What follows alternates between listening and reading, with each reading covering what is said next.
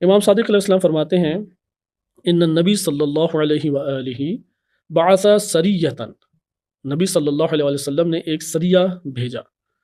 فلما رجعوا، جب وہ واپس لوٹ کے آئے، قال مرحبا بقوم، کہ مبارکباد میں دیتا ہوں اس جماعت اور اس قوم کو، قضوا الجہاد الاصغر، جنہوں نے جہاد اصغر کو تو انجام دے دیا ہے، وبقی علیہم الجہاد الاکبر، لیکن ابھی جہاد اکبر باقی ہے، ابھی جہاد اکبر باقی ہے. فقیل یا رسول اللہ، وہ تو چیخ اٹھے، بول اٹھے، کہا کہ اے اللہ کے رسول، مل جہاد الاکبر، اس سے بھی بڑھ کر کوئی اور جہاد ہے؟ کون سا ہے وہ جہاد اکبر؟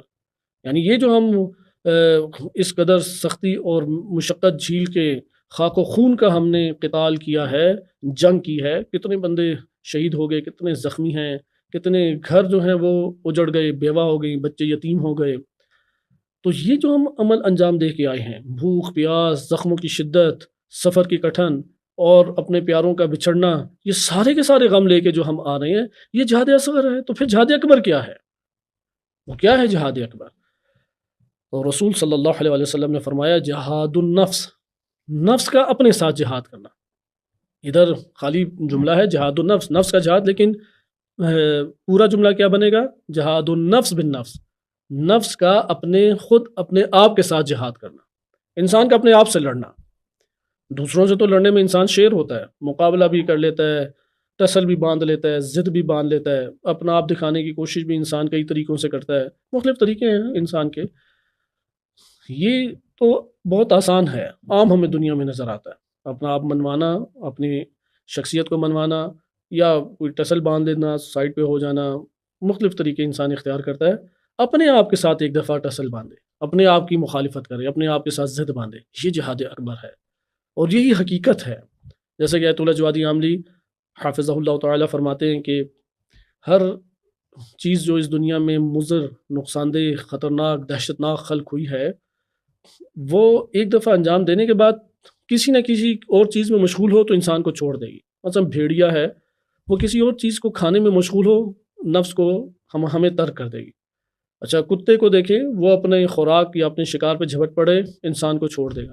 چیتا ہے، شیر ہے، ریچھ ہے، سانپ ہے، کوئی بھی ایسی چیز ہو کہ وہ جب دوسرے کے ساتھ یا اپنے آپ کے ساتھ مشغول ہو تو آپ کو ترک کر دے گی، سوائے انسانی نفس کے.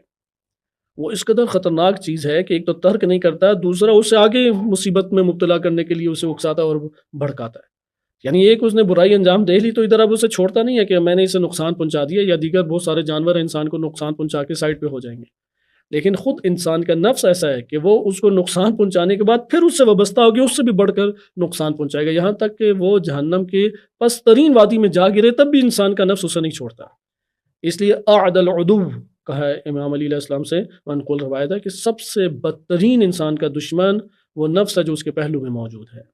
باہر کے کس دشمن سے انسان لڑتا ہے، باہر کے کس شیطان کے فریب میں آتا ہے، خود انسان کا نفس ہے کہ جو اس کو فریب دیتا ہے، خود انسان کا نفس ہے جو اس سے دشمنی کرتا ہے، اسے آرام پہ اکسائے گا، اسے سکون اور لذات کی دنیا میں دھکیلے گا، اور وہ بھی آرام سے انسان اس کی باتیں سنتے سنتے چلا جاتا ہے.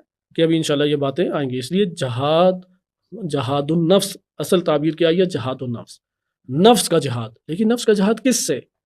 اپنے آپ سے نفس کا جہاد.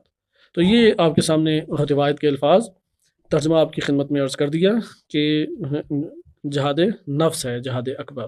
اس کے علاوہ جتنے بھی جہاد ہیں وہ جہاد اصغر ہیں.